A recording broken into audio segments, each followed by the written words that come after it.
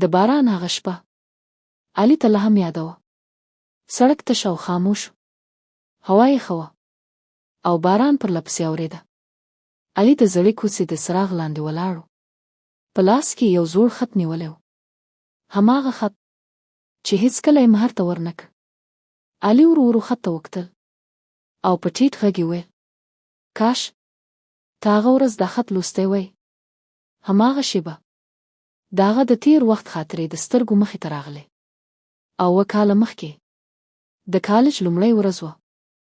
هر طرف شور و، نوي مخونه، نوي اوازونه، نوې هیلې. علي لکه همیشه خاموشه و. کتابونه یې په لاس کې نیولي وو او زر زر کلاس ته روان و. خو ناڅاپه له یو چا سره ټکر شو. کتابونه پر ځمکه ولوېدل. اوج! علي سمدستي ښکته وکتل. مخکې یوه نجلۍ ولاړه وه. اوږده تور ویښتان، ځلېدونکې سترګې او په مخ کې لږ غسه.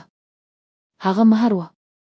مهر په لږ غسه وویل: سترګې نه لرې که څه کتل نشي کولی. علي وارخطا شو. سورې، ما ونه لیدلې. څو شېبې خاموشي وه. بیا مهر ناڅاپه وخندل او هماغه لومړی ځل و چې د علي زړه عجیب درزا احساس کړه. شاید دا د مینې پیل و. ورځې تېرېدلې، د دواړو خبرې شروع شوې. اول یوازې سلام، بیا لږې خبرې او وروسته هره ورځ یو ځای وخت تېرول. د کالج په چت کښېناستل، په کینټین کې چای څښل او د یو بل سره ټوکې کول. مهر ډېره خبرې کولې او علي یوازې به یې خاموش هغې ته کتل. یو ورځ ناڅاپه باران شروع شو. ټول خلک منډې وهلې. علي او مهر د یوه کوچني شیډ لاندې ودرېدل. باران ډېر زورور اورېده.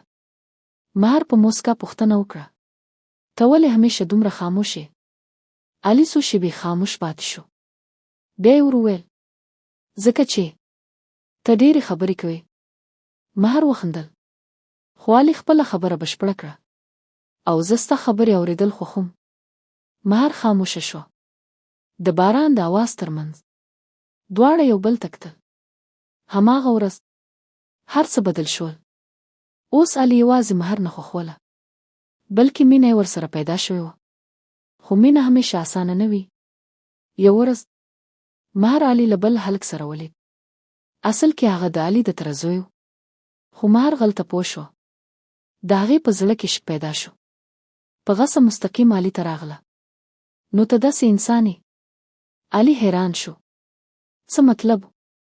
د مهر په سترګو کې اوښکې وې. ما پر تا باور کړی و. علي سمدستي ویل: مهر، ته غلطه پوه شوې. خو مهر اورېدو ته تیاره نه وه. هغه په غصه لاړه او علي یوازې خاموش ولاړ پاتې شو. له هغې ورځې وروسته د دواړو ترمنځ فاصله زیاته شوه. خبرې کمې شوې او بیا مکمل ختمې شوې. کالج ختم شو او یو ورځ مهر بل ښار ته لاړه. بې له څه ویلو، بې له شا کتلو. علي ډېر کوشش وکړ چې ودرېږي، خو ناوخته شوې وه. وخت تېرېده. 1 کال، 2 کاله، 5 کاله. خو علي هېڅکله مهر هېره نه کړه. هغه څو ځله خط ولیکه، خو هېڅکله یې ور ونه لېږه. ځکه هغه وېرېده چې شاید مهر به هغه هېر کړی وي. او بیا 7 کاله وروسته هماغه د باران شپه بیا راغله. علي هماغه سړک کې ولاړ و، په لاس کې هماغه زوړ خط. ناڅاپه یو موټر ودرېد. دروازه ورو خلاصه شوه او یوه نجلۍ راکوزه شوه.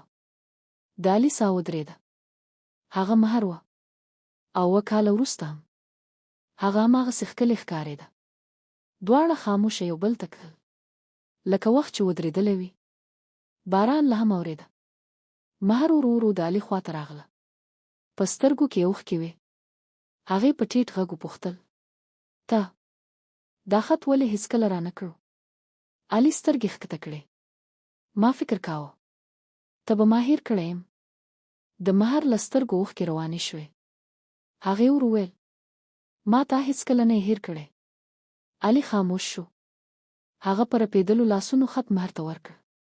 مهر خط خلاص کړ او لکه څنګه چې لوسته اوښکې پر مخ روانې دي، ځکه په هغه خط کې یوازې لفظونه نه وو. هلته اوه کلنه مینه وه، انتظار و، او هغه احساس چې هیڅکله ختم نه شو. باران لا هم اورېده، خو دا ځل دواړه یوازې نه وو. کله کله مینه بیرته راګرځي که قسمت د بیا یو ځای کولو فیصله وکړي.